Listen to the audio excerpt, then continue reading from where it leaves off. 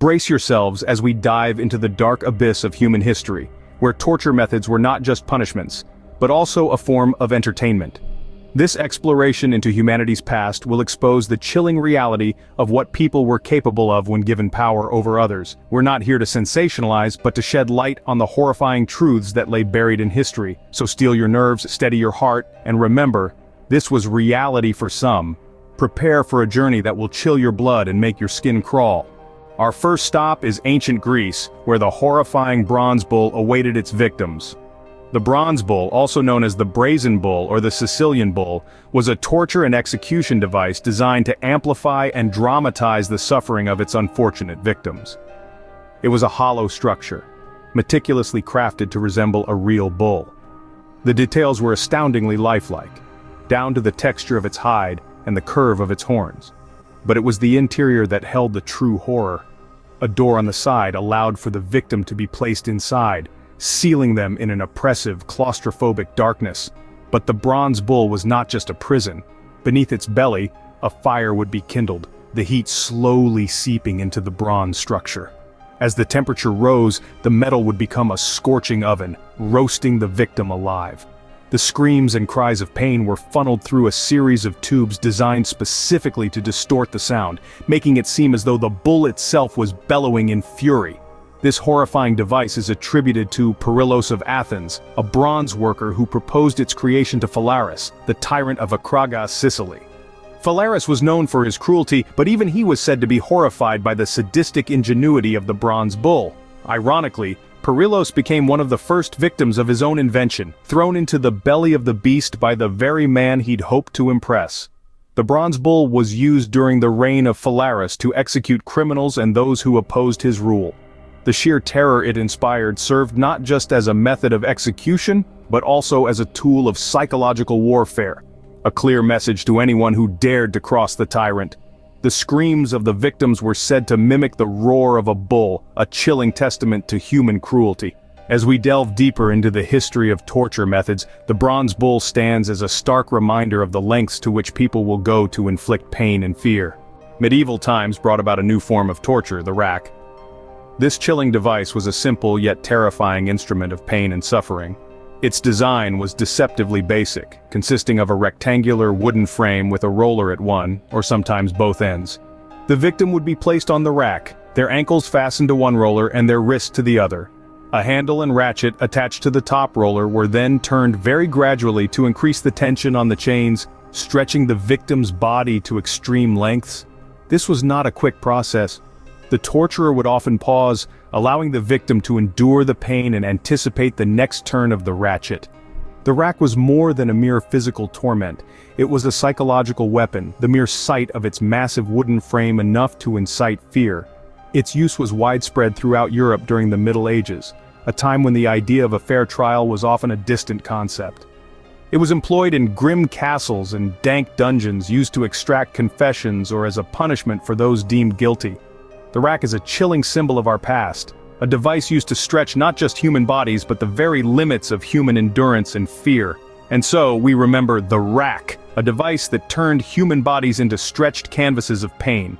The Renaissance, an era of enlightenment and beauty, also had its dark side. Meet the Pair of Anguish. This chilling instrument of pain was not a pear at all, but a metal device, shaped like a pear, hence its eerie moniker. Its unassuming form belied a sinister purpose, as it was designed to instill fear and inflict excruciating torment. Crafted with an intricate design, the Pair of Anguish was divided into segments, much like a real pear. These segments could be spread apart by a screw mechanism at the top of the device. As the turning screw expanded the segments, the pear grew larger, causing unimaginable agony to its unfortunate victim. But what was the Pair of Anguish used for, you may wonder? Its primary use was for interrogation and punishment. Accused heretics, witches, and other alleged transgressors were subjected to its horror. The Pair of Anguish was placed into the mouth, rectum, or vagina of the victim, and slowly expanded, causing unbearable pain and often severe injury. It was a tool, not just for physical torture but for psychological torment as well, as the mere sight of the device was enough to strike terror into the hearts of those who saw it. The Pair of Anguish, a device that transformed a symbol of nourishment into a tool of torment. It stands as a stark reminder of the chilling depths humanity can sink to, even during times of enlightenment and progress. In modern times, physical torture has given way to a more sinister form, psychological torture. This chilling method, unlike the others, leaves no visible scars but penetrates deep within the mind, causing untold suffering. Psychological torture is a complex beast, shrouded in malevolence and manipulation. It wears many faces, each more disturbing than the last, each designed to break the will and spirit of its victims. One such face is isolation. By severing social connections and human interaction, isolation gnaws at the very fabric of our social being. It's a slow and insidious process, a creeping shadow that gradually consumes the light of the mind, leaving only darkness, loneliness, and despair. Another form of psychological torture is sensory deprivation. Imagine being plunged into absolute darkness, robbed of sight, sound, smell, and touch. The world as you know it vanishes, leaving you suspended in an endless void. The mind, starved of input, begins to unravel, creating its own disturbing reality, a nightmare from which there is no awakening. Yet, perhaps the most terrifying form of psychological torture is mental manipulation. This method involves the systematic dismantling of a person's beliefs, identity, and sense of self. It's a calculated game of chess where the torturer manipulates reality, distorts truths, and implants falsehoods, all with the intent of breaking the victim's will. Each of these methods is cruel in its own unique way. They exploit our inherent need for social connection, sensory input, and a stable sense of self. They demonstrate the terrifying power of the mind and its potential for suffering when manipulated by malevolent forces. Psychological torture is a silent killer, a shadowy predator that lurks in the corners of the mind. It's a method that leaves no physical marks, yet scars the soul. It's a testament to the dark depths humanity can descend to when empathy and compassion are cast aside. It serves as a grim reminder that the most horrifying tortures are not always physical, but can be found in the invisible realms of the mind. Psychological torture, a method that leaves no physical marks yet scars the soul. We've traveled through time, witnessing the evolution of human cruelty. Our journey started in the annals of history, where the horrifying truth of human suffering was laid bare. We then ventured into the heat of the bronze bull, an instrument of torture that fused artistry and agony in a chilling spectacle of human inventiveness. Next, we were drawn into the world of the rack, a medieval device designed to stretch the human body beyond its natural limits. We saw the visceral reality of physical pain, the body subjected to unspeakable torment under the guise of justice. We then delved into the twisted depths of the Pair of Anguish. This device, a symbol of psychological terror, forced its victims to confront their deepest fears while inflicting physical pain. It was a haunting manifestation of the human capacity for cruelty.